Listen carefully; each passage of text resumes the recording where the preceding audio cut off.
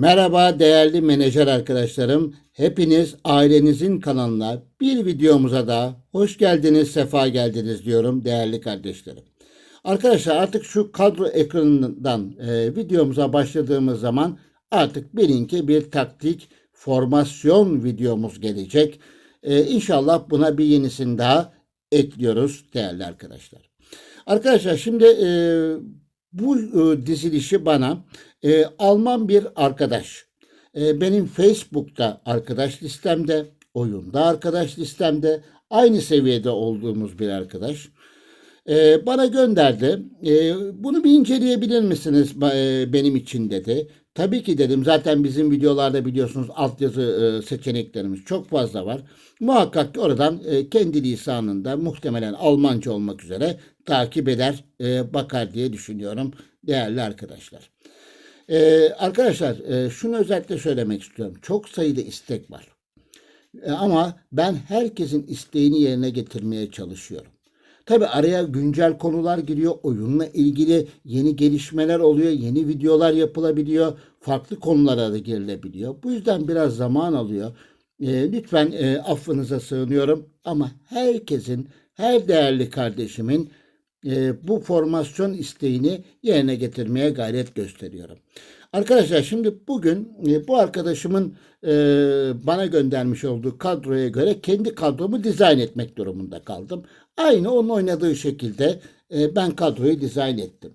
Arkadaşlar 2, 3, 1, 2, 2. Şimdi şöyle bir ilk etapta kadro formasyon dizilişine baktığım zaman değerli arkadaşlarım, formasyon dizilişine baktığım zaman ikili bir stoper mevkisinin en ucuna çekilmiş bekler DMC ile aynı hat üstünde, yani beşli bir savunma anlayışı olarak görüyorum değerli arkadaşlar. Hücumda ise yine tabii ben bunu dediğim gibi kendi elimdeki kadroya göre yani formasyonu değiştirdim. 2 tane forvet, 2 kanat ve bir de ortada MC'den oluşan bir sistem. Şimdi arkadaşlar ben bunu hani biraz şemsiyeye benzettim. Şundan dolayı şemsiyeye benzettim. Bakın şöyle baktığınız zaman sanki bir şemsiye gibi. Burası da aynı bir şemsiye gibi. İki ayrı kol var. Şimdi iki grubun da birbirinden aslında biraz kopuk olduğunu düşünsek de savunma hattındaki 2DC ile bek ve DMC'nin oluşturduğu beşli grup savunmada büyük bir sıkıntı çıkaracağını düşünmüyorum. Yalnız tabii yine aynı şeyi söyleyeceğim. Rakibin oyun şekli. Şimdi tabii ki doğal olarak bekler geri gelecek. İleri de çıkacaklar. Eğer bir geri emri verilmediyse, bir talimat verilmediyse beklerde bir oynama olacak. İleri ve geri çıkacak. Tabii beklerin de iyi olması aslında gerekli. Bu oyun formasyonu için değerli arkadaşlarım. Formasyon için gerekli. Şimdi şuradaki şeyi çakılı olarak düşünürsek eğer, öndeki DMC ile beraber şurayı şöyle bir üçgen çizersek, orada zaten üçlü bir defans anlayışı var. Yani üçlü bir bloklama var. Buna zaten bekler de katılacak. Yani top sizde değilken, rakipteyken savunma esnasında bekler de katılacağı için orada büyük bir sıkıntı yaratacak bir formasyon dizilişi olduğunu düşünmüyorum. Gelelim hücuma değerli arkadaşlar. AMR ve 2 santrfor. Dolayısıyla burada da her ne kadar AMC'nin ben her zaman aslında tercih ederim. Ama bu formasyon için AMC kullanılmıyor. Kullanılmadığı için de dolayısıyla kanat ataklarda şu özellikle beklerle ileri kanattaki oyuncular arasında bir bağlantı olması gerekir. Yani birbirlerini desteklemeleri gerekir arkadaşlar. Bakın şu çok önemli. Şu çizdiğim hattaki oyuncular aslında bu oyunun en önemli dörtlüsü. Kare dörtlüsü diyeyim daha doğrusu. Yani burada DMC'den de daha önemli. Açıkça konuşmak gerekirse stopperler de santrfordan da daha önemli benim için. Ben böyle düşünüyorum. Tabii bunları yorumlara sizler de yazın. Hep beraber tartışalım değerli arkadaşlar.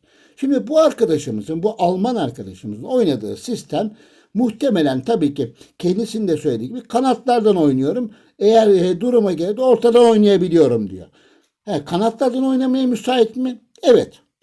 Tabii ki yani şuradaki bu yuvarlaklı çizdiğim oyuncuların kalitesinin oldukça yüksek, her tür becerilerinin de çok iyi olması şartıyla. Ben böyle yorumluyorum değerli arkadaşlar.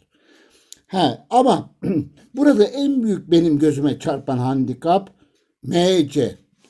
Bir tane MC orta sahada sıkıntı yaratabilir. Eğer rakibe göre rakip 3 ya da 4 hatta 5'li bir orta sahayla oynuyorsa eğer sizin bu orta sahadaki zafiyetinizden istifade edebilir. Her ne kadar savunmada beşli bir oyuncu grubu görünse de orta sahanın önemi çok büyük arkadaşlar. Yani bu sistemde orta sahayı kaybetme riski var. Var mı? Var. Kesin kaybedersiniz demiyorum. Ama var mı? Var arkadaşlar. Yani pardon özür diliyorum. Özür diliyorum. Yani kesin söylemesi olmasa da var. Ama rakibin durumuna göre bu arkadaşımın bana vermiş olduğu bilgiye göre değerli arkadaşlar ortadan oynama şansı var mı? Var. Her ne kadar orada AMC olmasa da. Kenarlardan sağ ve sol kanattan oynama şansı var mı? Var.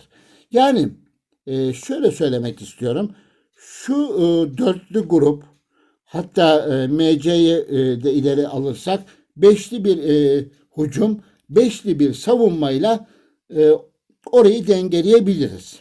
Bir sıkıntı yaratmaz. Ama işte bu oyunda her zaman söylenen şeydir. Orta sahayı kaybetme riskiniz bu sistemde çok fazla arkadaşlar. Deneyecek olan arkadaşlar için de yani bu sistemi de oynamış veya daha evvelden tecrübe etmiş arkadaşlar varsa lütfen yorumlarda yazsınlar.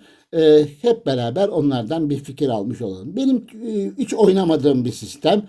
Dediğim gibi bu arkadaşın bana göndermiş olduğu resme binaen bunu yaptım. Ama benim için en büyük handikap şu anda orta saha arkadaşlar. Yani orta sahayı kaybetme riski çok fazla. Gelelim formasyona arkadaşlar. Şimdi arkadaşlar bu sistem savunma oynar mı? Oynar arkadaşlar. Direkt hücumda başlanabilir mi? Başlayabilir arkadaşlar. Normalde başlayabilir mi? Pardon özür diliyorum. Normal başlayabilir mi? Ona da başlayabilir arkadaşlar. Pas yönü her iki kanattan bakın biraz evvel formasyon üzerinde gösterdiğim çizgilerle her iki kanattan gidilebilir. Çünkü hem bekler oldukça kendi mevkiinin son kısmında AMR ve AML kullanılıyor. Dolayısıyla çifte forvet kullanıldığı için kanatlardan gitme şansı olabilecek bir oyun güzel olur. O ortadan gider mi arkadaşlar? Gidebilir. Gidebilir. Pardon. Biraz grip halde bir durum var arkadaşlar bu arada. Özür diliyorum sizden. Sesimde zaman zaman gitmeler oluyor. Şimdi ortadan da gidebilir mi? Gidebilir. Ama ortada bir bağlantı şu anda eksik. A, M, C bence. Benim oyun görüşüme göre söylüyorum. Tabii ki herkesinki kendine göre farklı. O ayrı. Rakibin durumuna göre sağ kanat, sol kanattan gidebilir arkadaşlar.